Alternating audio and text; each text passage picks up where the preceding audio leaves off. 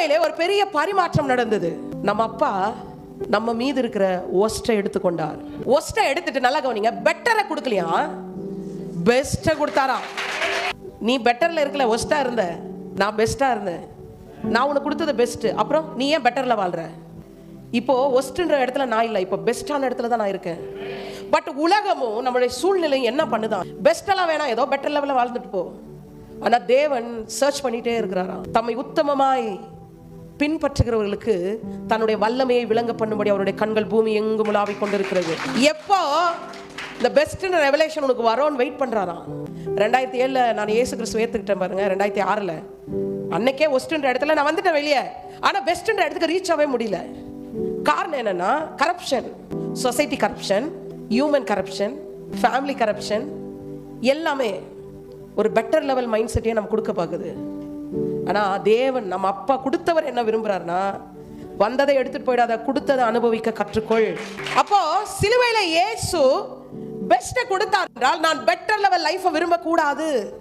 ஆதாமுடைய மீறுதலினாலே ஒஸ்டான வியாதி மனுகுலத்தில் என்ட்ராச்சு.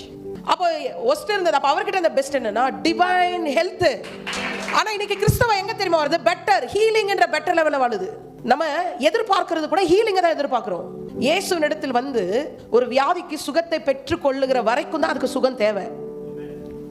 ஒன்ஸ் நீ ஹீலிங்கை ரிசீவ் பண்ணிட்டா நீ நினைக்கணும் இதுக்கு மேல ஹீலிங் இல்லை, இதுக்கு மேல ஹெல்த் தான். அதான பெஸ்ட். பெஸ்ட் எனக்கு எக்ஸ்சேஞ்ச் ஆயிருக்குன்னா அப்ப நானும் ஹெல்த்ல தானே இருக்கணும். அப்ப ஹீலிங்கை வாங்கக்கூடாதா? தைரியமா வாங்குங்க. ஆனா ஒன்ஸ் ஒரு விஷயத்துக்கு நீ ஹீலிங் வாங்கிட்டா நீ பெட்டர்ல இருந்து அடுத்து பெஸ்ட்டுக்கு ஜம்ப் ஆயிடணும். வசனம் கூட இப்படிதான் இருக்கு பாருங்க. அவருடைய தழும்புகளால் நான் சுகமானேன்னு இருந்திருக்கணும்ல.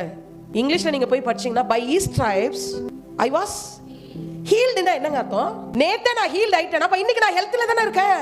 அப்ப நீ இப்ப என்ன அறிக்கை பண்ணணும்? by his stripes I am in health ன்னு சொல்லணும். நம்ம மேல நமக்கு என்ன எக்ஸ்சேஞ்ச் ஆயிருக்குன்னு முதல்ல புரிஞ்சுக்கோங்க. அப்போ எந்தெல்லாம் அவருக்கு மேலதான் இருக்கு. அவர் அதையும் ஜெயித்து 3ஆம் நாள் உயிர் தெழுந்துட்டாரு.